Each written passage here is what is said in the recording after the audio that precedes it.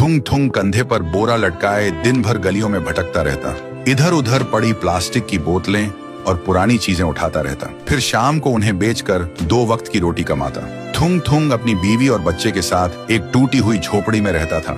गरीबी इतनी थी कि कभी कभी नमक रोटी भी नसीब नहीं होती थी। भूख मिटाने के लिए पेड़ों के पत्तों का सहारा लेना पड़ता। फिर भी थुंग थुंग ने कभी चोरी का सहारा नहीं लिया। एक दिन थुंग थुंग थका हारा श्मशान के पास बैठा था। शाम ढल चुकी थी और हवा में जले हुए लकड़ों की बू थी। तभी उसे मिट्टी के नीचे से हल्की सी रोशनी चमकती दिखी।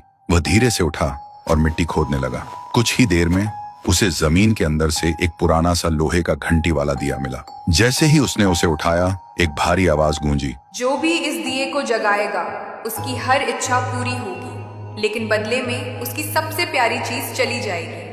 थुंग थुंग का दिल जोर जोर से धड़कने लगा।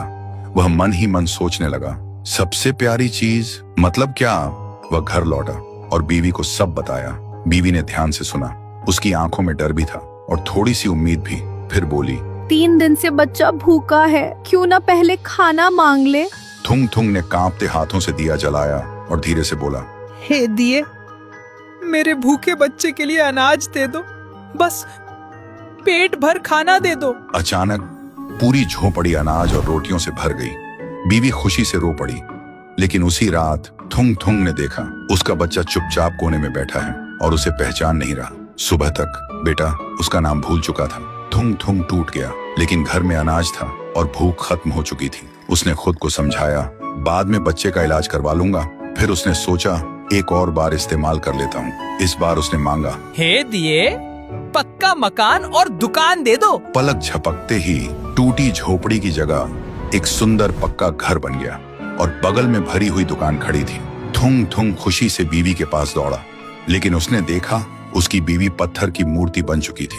थुंग थुंग चीखता रहा, रोता रहा और कोने में रखा वह दिया हंसता रहा, क्योंकि शर्त वही थी, हर बार सबसे प्यारी चीज खोना। अब थुंग थुंग के पास बड़ा घर था, पर वह पूरी तरह अकेला पड़ गया था। वह रोते हुए पत्थर बनी बीवी को गले लगाकर बोला, मुझे ये अमीरी जिंदगी नहीं चाहिए।